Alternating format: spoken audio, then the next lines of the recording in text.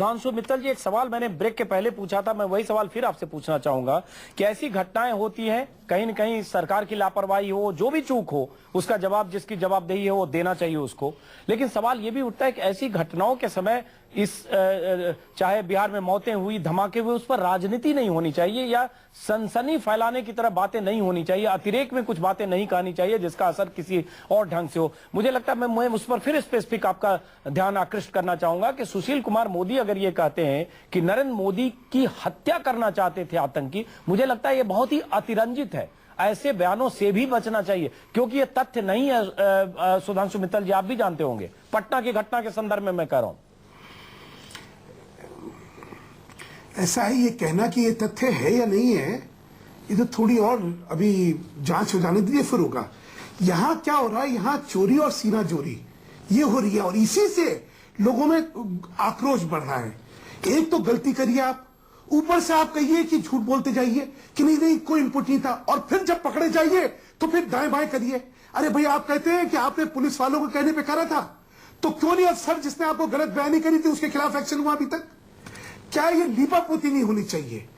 यहां पे जब आप इतनी गंभीर विफलता पे राजनीति करके लीपापोती करेंगे और लोगों को गुमराहित करने की कोशिश करेंगे तो स्वाभाविक है कि उसमें प्रतिक्रिया होगी। सिर्फ इसमें क्या था, जब पहले इनपुट था तो पुख्ता इंतजाम होने चाहिए थे। कम से कम ग्राउंड, गांधी मैदान जैसे ग्राउंड पे आप इंतजाम न करें और बम अंदर पहुंच जाए, ये तो अकल्पनीय है। चलिए, ये सवाल जरूर है कि गांधी मैदान में जहां रैली हो रही थी वहां बम अंदर तक कैसे रख दिए गए। हमारे संवाददाता पटना से अमिताभ ओझा, क्या पुलिस में डीजीपी से लेकर आईजी तक, पटना के एसएसपी तक, कहीं इसमें भी अकाउंटेबिलिटी फिक्स करने की बात है? पुलिस में कहीं ये बात चल रही है या मुख्यमंत्री के लेवल तक की जो लापरवाही हुई उसके लिए अकाउंटेबिलिटी फिक्स की जाए, या आई गई हो गई, 7 लोग मर गए, 80 लोग घायल हो गए, चलो उसके बाद हम बयानबाजियों के दौर से निकल जाएंगे, बातें खत्म हो जाएगी? अमिताभ,